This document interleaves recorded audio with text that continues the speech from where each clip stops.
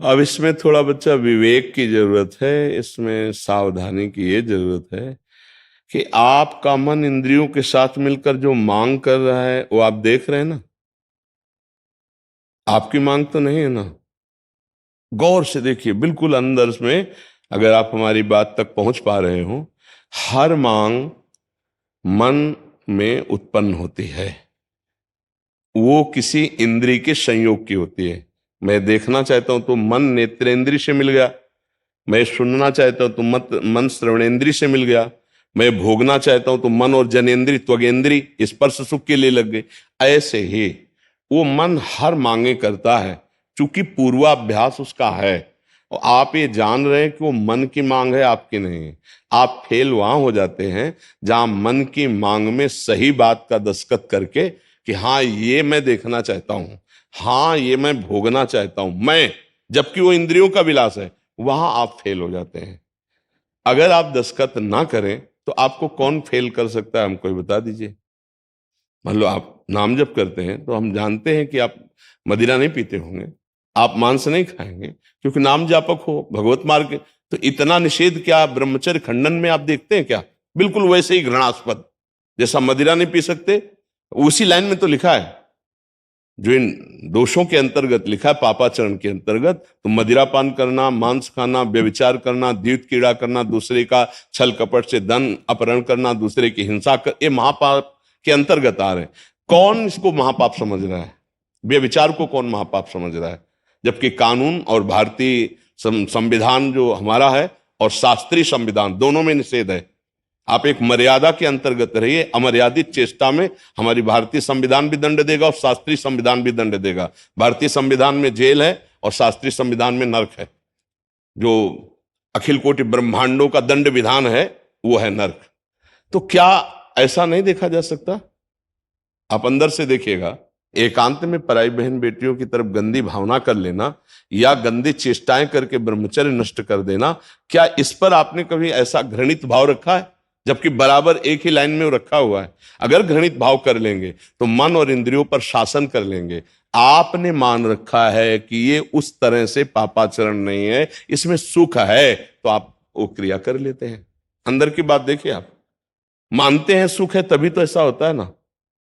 ये तो बाद का पश्चाताप बड़े बड़ों को होता है कि मेरे से गलती हो गई, नहीं होना चाहिए। लेकिन उस समय आपने ये माना कि ये गलत चेष्टा है, उस समय माना कि मैं पाप करने जा रहा हूं, उस समय माना कि ये मेरा सुख नहीं, ये इंद्रिय और मन का सुख है, नहीं मुझे वो कार्य नहीं करना जो नहीं करना है। ये स्थिति जब आएगी भजन बल से, तो आप निष्पाप होने लगेंगे। अभी 15 दिन में 20 दिन में गिरा देता है, धीरे धीरे 1 महीना बढ़ाओ, धीरे धीरे उस पर विजय प्राप्त कर लो। ये तो मार्ग है ना। कोई ऐसा है कि दिन भर गिरता रहता है, तुम 15 दिन तो ठीक चलते हो, तो 15 दिन तक तो उसको शासन में ले आए, आगे बढ़ाते चले जाओ। वही जीतेगा जो मन को देखता है, मन नहीं बन जाता है। यहां संपूर्ण लोक में सब मन बने हुए हैं।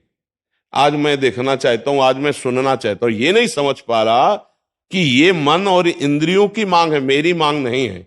मैं तो इस मांग में दस्तखत करने वाला हूं। बिना आपके दस्तखत के मन और बुद्धि कुछ नहीं कर सकते। आप देख लीजिए, नहीं खाऊंगा, आप खवा दीजिए भला। जब अंदर से आता है कि नहीं इसमें सुख है, यद्यपि गलत है, पापाचरण के लिए दस्तखत कर दिया। अब आपके बस की बात नहीं, आपको हर क्रिया वही कराएगा जो करवाना है। बस इसी को समझना होता है।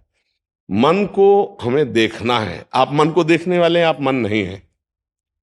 इतना अगर अध्यात्म का प्रवचन सुना होगा तो इतना पता तो चल ही गया होगा। और देखो, जो जिसे हम मेरा कहते हैं वो मैं नहीं कभी हो सकता।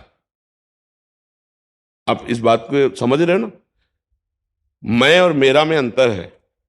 मेरा होता है जो हमसे अलग वस्तु होती है, और मैं स्वयं में होता है। तो कभी ये बोला कि मैं मन ये चाह रहा है, मेरा मन ये चाह रहा है। जैसे मेरी टेबल, मेरा माइक, और नजदीक आते मेरा शरीर, फिर और अंदर जाते मेरा मन, मेरी बुद्धि। ये मैं तो नहीं हुआ ना। तो मेरे की मांग को मैं में क्यों बैठा लिया? मन ने आज हमको ये खाना है, मन रसेंद्री के साथ मिलकर के संकल्प किया, आप भोंदू बनकर के दस्तखत कर दिए जी। बड़ा सुख मिलेगा, ये खाएंगे, नष्ट कर दे। मुझे खाना है, पहले जांच करो, शास्त्र विरुद्ध बात तो नहीं मांग रहा, शास्त्र विरुद्ध है तो नहीं, दस्तखत नहीं होंगे, कुछ नहीं कर सकता। वो आपको बार बार प्रेरित करेगा, जलाएगा, पर उसको सह गए। यम ही न व्यथ्यंते ते पुरुषम पुरुषर्षव सम दुखा सुखा धीरम स्वमृतत्वाय कल्पते। जो उस दुख को, उस जलन को सह गया, वो बड़ा भारी अमृत पद का, परम पद का, ब्रह्मांड में सबसे बड़ा पद है, जो परमेष्ठी ब्रह्मा का पद, उससे भी बड़ा पद है, परम पद, भगवान के श्री चरणों के समीप, भगवान के समान परमानंद का अनुभव लेना।